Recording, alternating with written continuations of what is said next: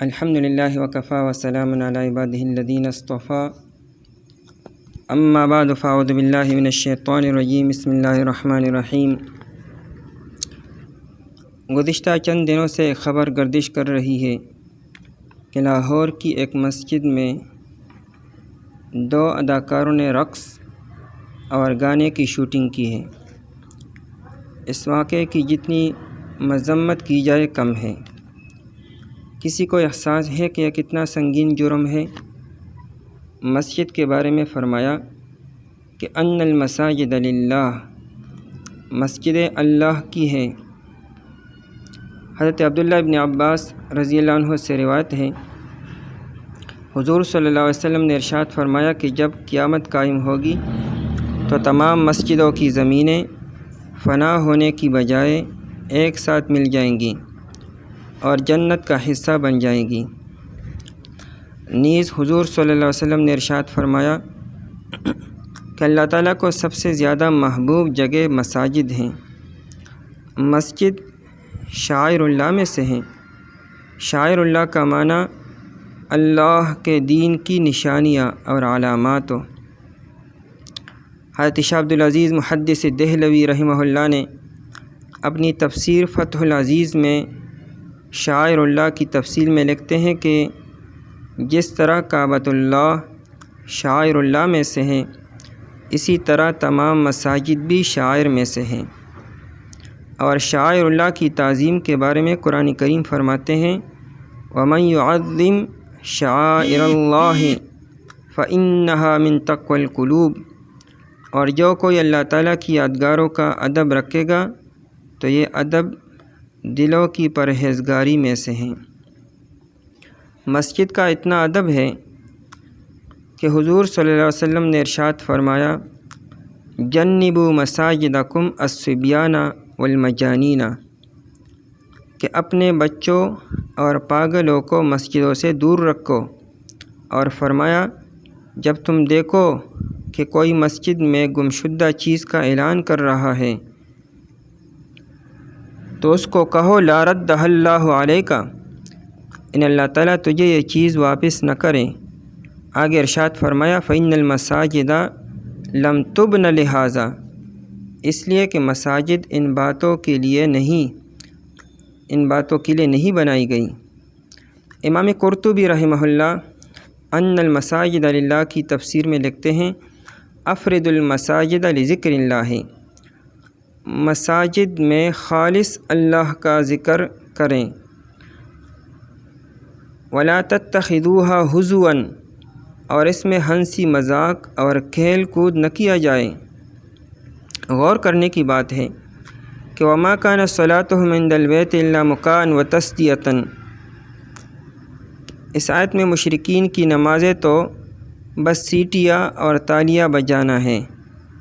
تو اس آیت کی تفسیر میں امام قرطبی رحمہ اللہ لکھتے ہیں کہ ففیہ رد علی الجہال من الصوفیۃ الذین یرقصون ویصفقون ویصعقون وذلک کلہ منکر یتنزہ عن مثلہ العقلاء ویتشبہ فاعلہ بالمشرکین فیما کانوا یفعلونہ عند البیت۔ مطلب یہ ہے کہ اس آیت میں رد ہیں ان جاہل صوفیاء پر بھی جو وجد و حال لا کر اچھلتے کودتے ہیں، ناچتے ہیں، تالیاں بجاتے ہیں اور بے ہوش ہو جاتے ہیں۔ یہ سب منکرات ہیں، اور عقلاء و سمجھدار اس قسم کی باتوں سے اپنے آپ کو بچاتے ہیں۔ ایک زمانہ تھا جب لوگوں کی اخلاقی قدریں قائم تھیں، مذہب سے اتنے بیگانے نہ تھے۔ تقسیم کے زمانے میں ایک اداکارہ تھی جس کا نام زیب النساء تھا۔ ایک مرتبہ ڈائریکٹر نے کہا کہ آپ کا نام بدل کر کوئی مختصر نام رکھتے ہیں۔ اس نے کہا اچھا کون سا نام رکھ دوں؟ ڈائریکٹر نے کہا عائشہ۔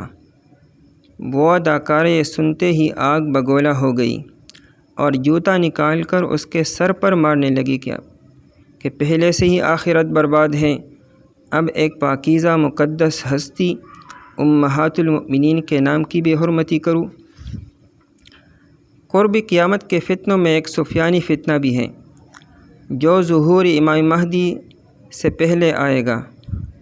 الاشاعہ لاشراط الساعہ میں لکھا ہے کہ سفیانی ظالم دمشق کے جامع مسجد میں دن کے وقت کھلم کھلا لوگوں کے سامنے محراب مسجد میں شراب کی محفل لگائے گا اور ایک لڑکی کو اپنی گود میں بٹھائے گا اور پھر محراب ہی میں لوگوں کے سامنے اس سے بدکاری کرے گا۔ جو لاہور کی مسجد میں ہوا، کیا انتظامیہ اور خود اس اداکار و رقاصہ کو احساس ہے کہ یہ گانے کی شوٹنگ کیا اس سفیانی واقعے سے کچھ کم ہے؟ ان کو اللہ تعالیٰ کا ڈر کیوں نہیں ہوا؟ اللہ تعالیٰ اپنے گھروں کی خود حفاظت کر سکتا ہے، لیکن جب وہ حفاظت کرنے پر آئے گا تو پھر ان کو کون بچائے گا؟